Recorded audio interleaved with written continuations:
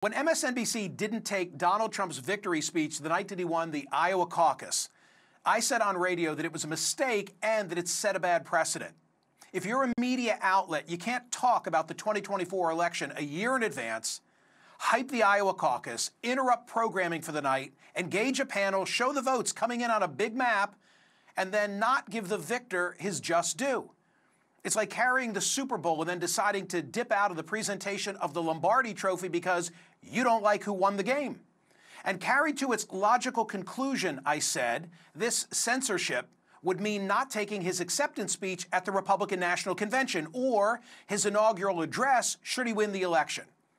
Ironically, it's now the RNC saying they might limit NBC's access to cover their convention, even though it's doubtful it could exercise that control.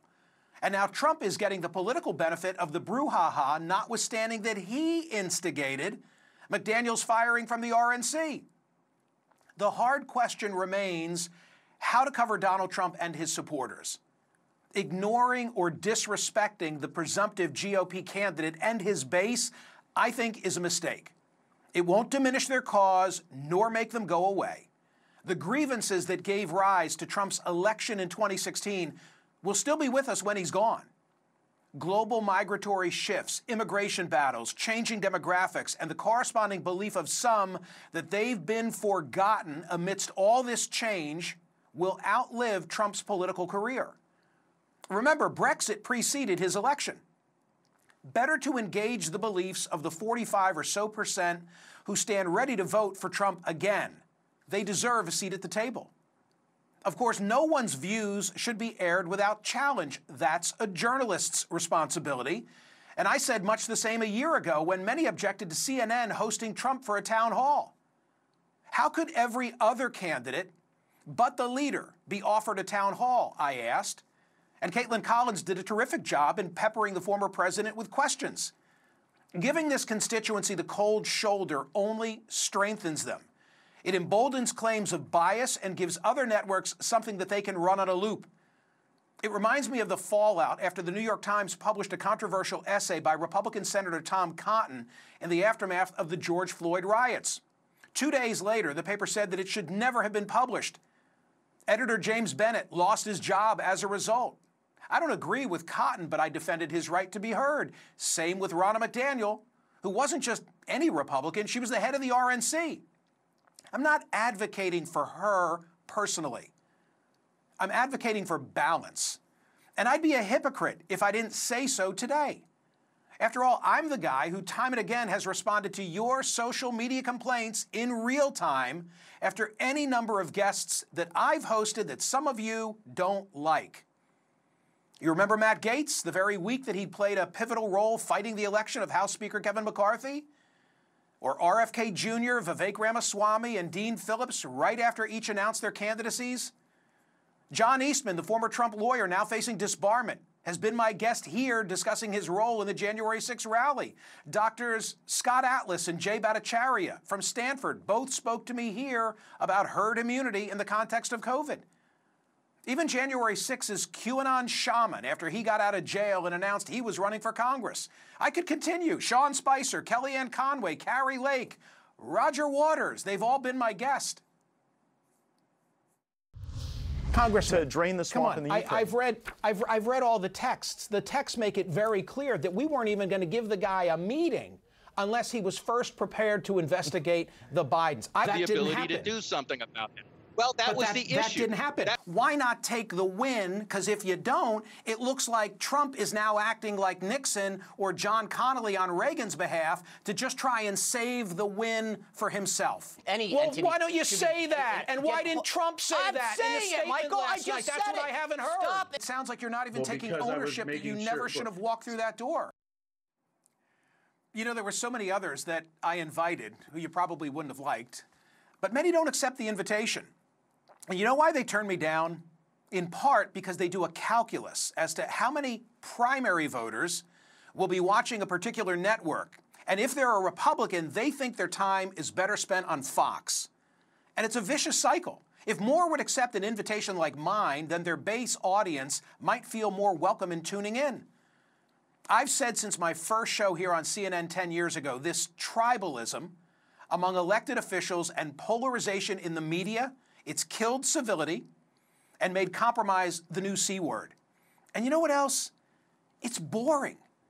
Why would anybody want to watch a discussion of the news that only reinforces their beliefs and doesn't challenge people to think? Instead, invite all sides, confront the falsehoods from the right and the left, and if something slips by and we've got to do a fact check later, then so be it. But get over the idea that the risk of metastasis from one falsehood getting through warrants total censorship. There are responsible people at both ends of the political spectrum. You just have to find them. Joining me now is one such individual, David Urban, the GOP strategist and CNN senior political commentator who advised the Trump campaigns of 2016 and 2020. David, should they have hired her? Should they have fired her? Wow. So, Michael, thanks. And I'm glad I didn't make it on the wall on those on all those previous images you were showing. My rogues gallery. I'm glad I didn't appear in any of the. I'm glad I didn't appear in any of those. Okay.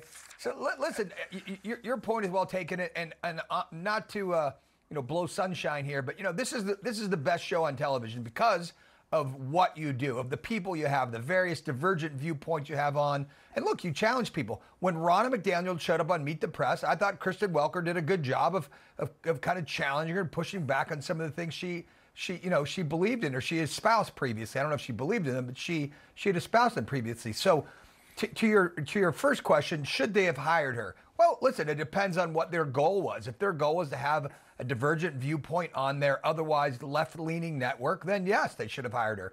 And they should be big enough men and women to understand that she's not going to agree with him, they're not going to agree with her, and push back. Push back on the January 6th things. Push back on the election denial. The things you don't agree with, you push back on and you challenge. And this is a marketplace of ideas. If that's what NBC wanted to be, then sure, have her on. If they want to have just one viewpoint, a viewpoint from the far left, progressives, so that people don't get triggered when they're watching their network, then no, don't have her on. But I think America's the worst for not having that kind of robust discussion. So some say election denialism is the line. And by the way, I can put on the screen a Fox poll very recent that shows 67%, I think it is, of Republicans don't think that Biden is legitimately elected.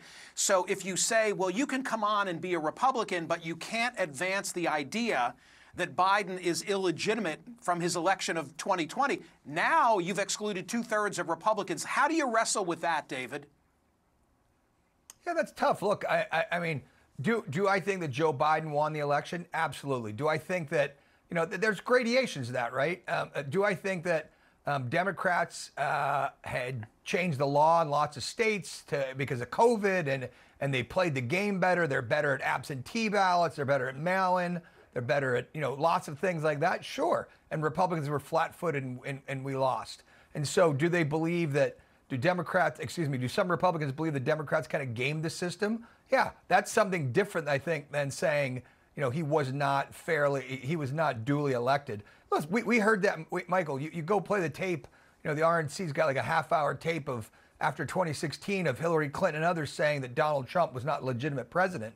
So there's a little bit about, both sides having some of that in their background.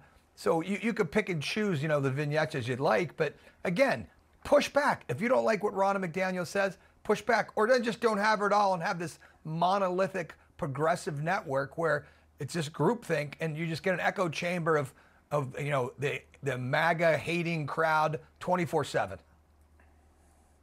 David Urban, thank you. Appreciate your thoughts. Yeah, Michael, thanks for having me. Hopefully I don't show up on that wall anytime soon.